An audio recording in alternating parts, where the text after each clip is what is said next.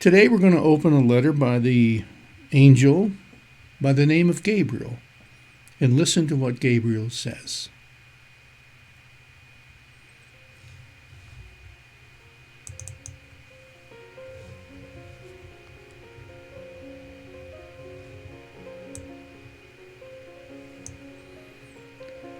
My name is Gabriel, and I'm just one of God's many messengers.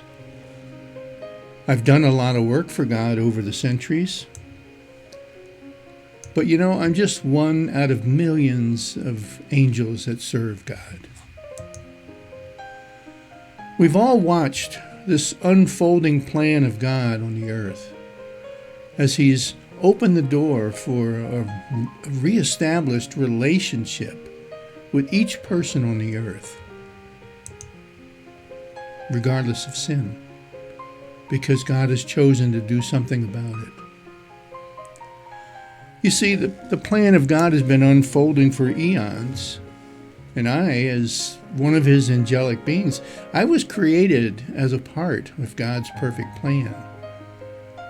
And the plan has always been to recreate a perfect world with perfect people that are in a perfect relationship that's based on love and obedience and trust. And as a result of that, to generate a perfect contentment and fulfillment and joy and peace, things that were always intended for us to live in and to experience. It was always the plan in the ages past, and it's still the plan today. And from the heavenly realm, we watch as it unfolds. Thousands of years ago, God started this plan of salvation for humankind. It's not complete. You and I are not complete yet. Not as human beings or angelic beings. None of us are completed yet. We're still being developed. We're still learning. We're still changing. You see, we all have this thing called free will. And free will allows us to comprehend things, to learn things, and to choose things openly and freely.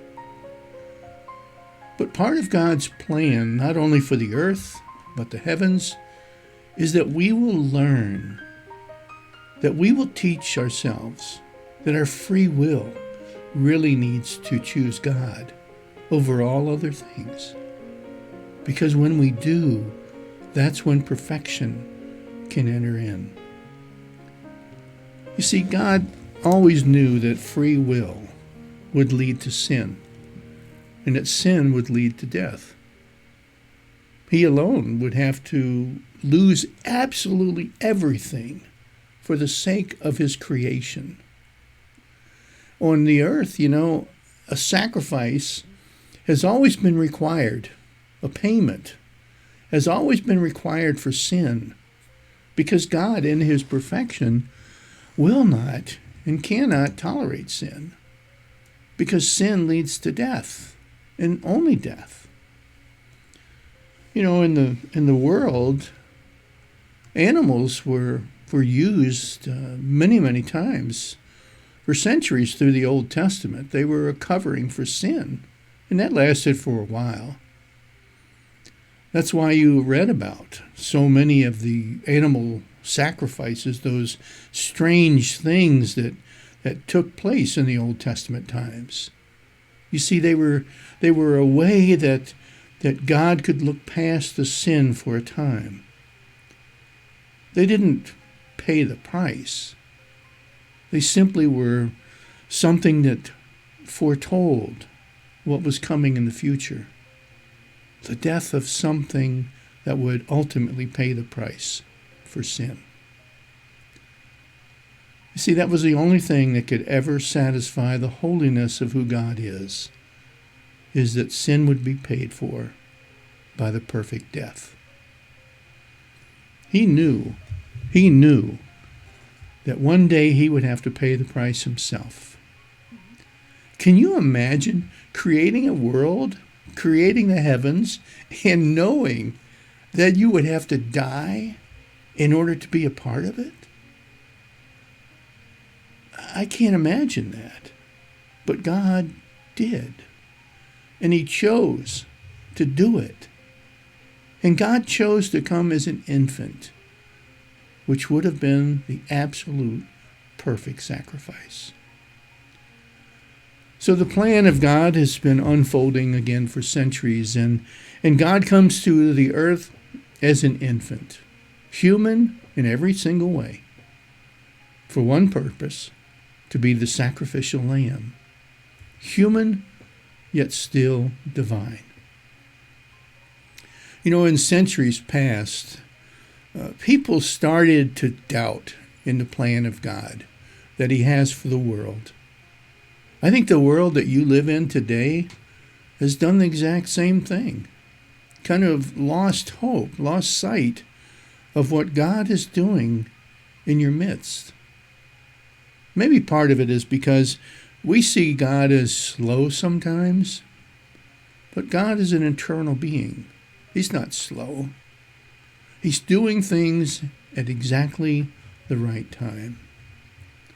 So in the midst of all of the doubt and all the dysfunction of the world and how the world has kind of lost sight of the plan of God, he sent me centuries ago to speak on his behalf.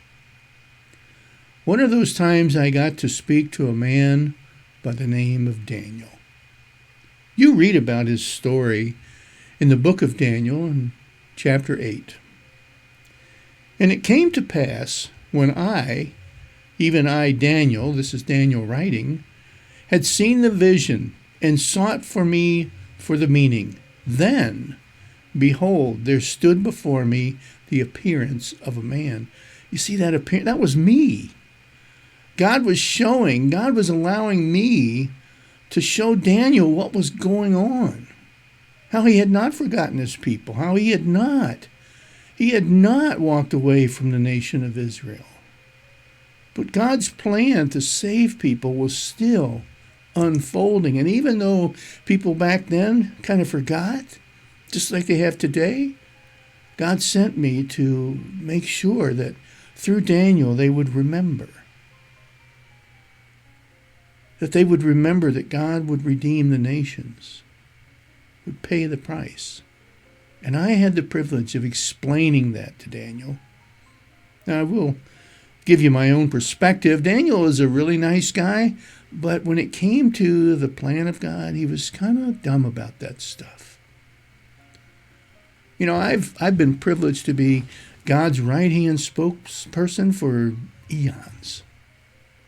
I got to tell a lot of other people about what God was doing at the time. You see, it took quite a while, but I learned to completely trust in who God is. And he trusts in me, and I trust in him. And it's been a wonderful relationship. But God sure does some strange things at times. I remember the time that he sent me to talk to a priest who kind of was losing hope, kind of losing faith. You read about it in the book of Luke in chapter 1. Zechariah was on duty with his division of priests. As he served in God's presence, he was chosen by priestly custom to go to the Lord's temple to burn incense. All of the people were outside praying while he was burning incense inside.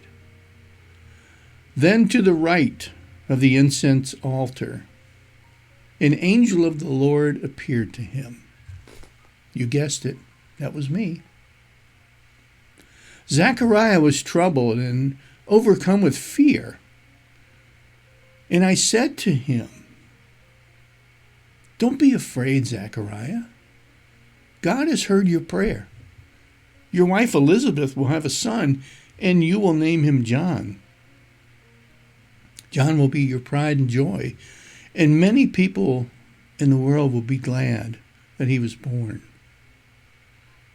As far as the Lord is concerned, he will be a great man. He will never drink wine or any other liquor.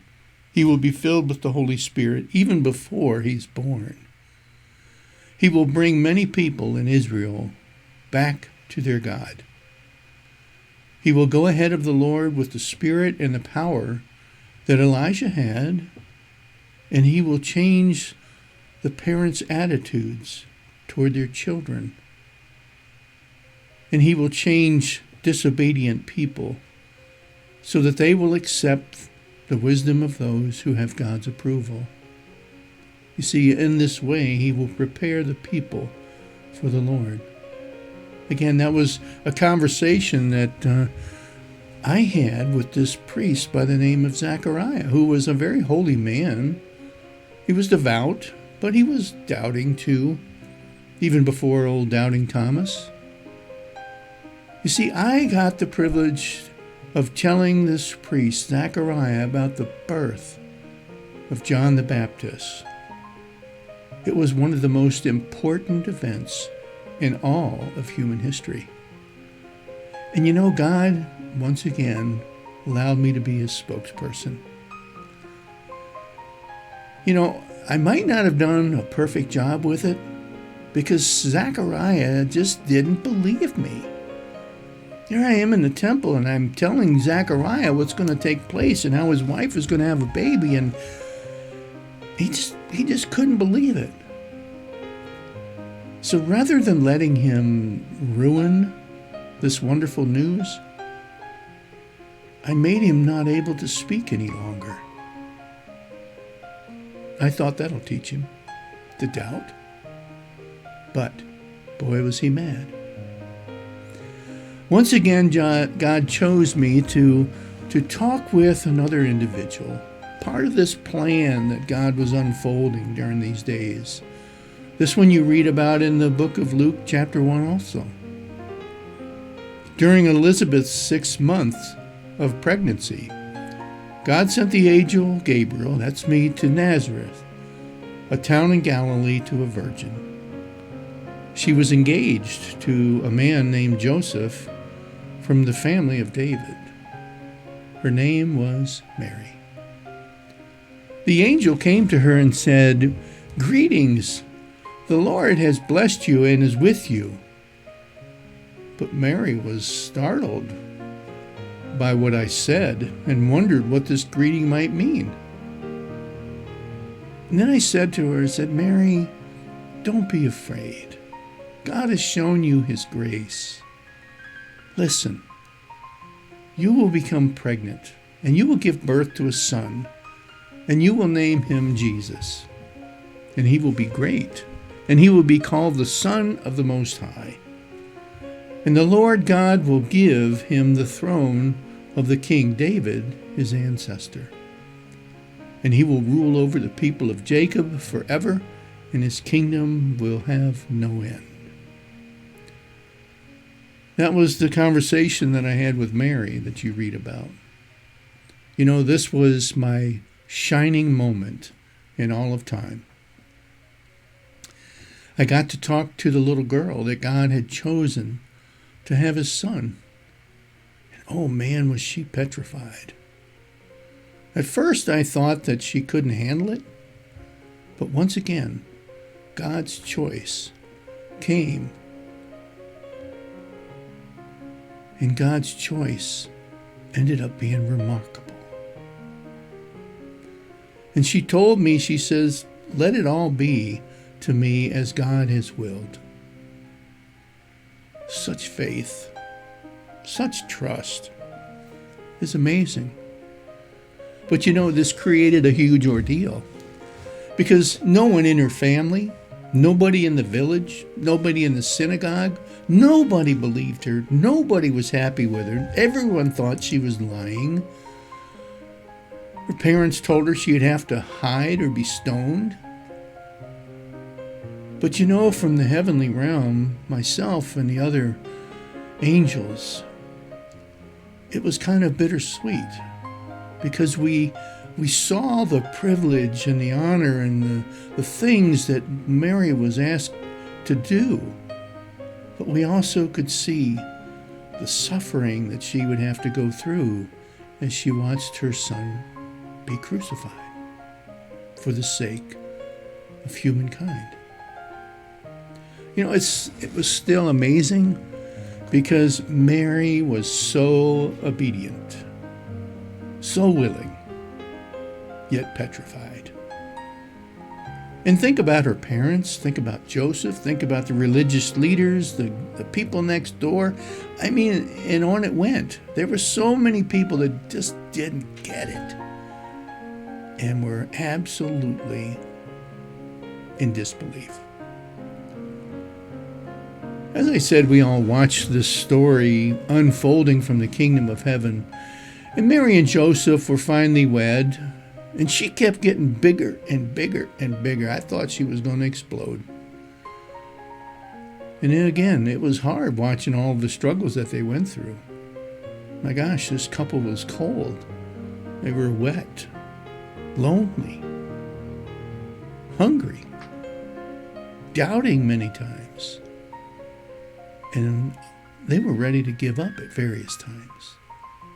Alienated from family and friends. No one believing you? People trying to find you and get to you? You see, there was a tremendous sense here in the heavens of compassion for them because it was so bittersweet the way that God was doing this. I remember when Mary went into labor and she was riding on a donkey and terrible pain and very uncomfortable. And she still never complained. She really is quite a remarkable woman. And Joseph is no slouch either. He was always there for her, always supporting her, always watching out for their needs. In a way, he was the man with the greatest job in all of history, because he got to care for the Mother of God. And no one ever gave him any credit for it, and he was okay with that. Well, then there was this other person, the innkeeper. Remember him? He was a guy that was really between a rock and a hard place. The people were traveling all over the place for the census. There was no room anywhere. People were sleeping in groups outside in the cold, sheltering wherever they could. And here comes Joseph knocking on the guy's door, looking for a room, but there is none. But the man had a heart for Joseph and Mary. So he offered the only thing that he had. It was an old stable, kind of like a cave. And they were just going to have to make do because there was no more time. So the innkeeper found some more blankets and he did the best he could. He provided what he could. So Mary delivers the baby and it's in this disgusting stable. And from the heavenly perspective, it was one of the most humbling things that I've ever witnessed. That God's Son will be born in the earth and laid in a nasty feeding trough. There was also some others that God wanted me to reach out to, these wise men. You see, these were kings that lived in another country.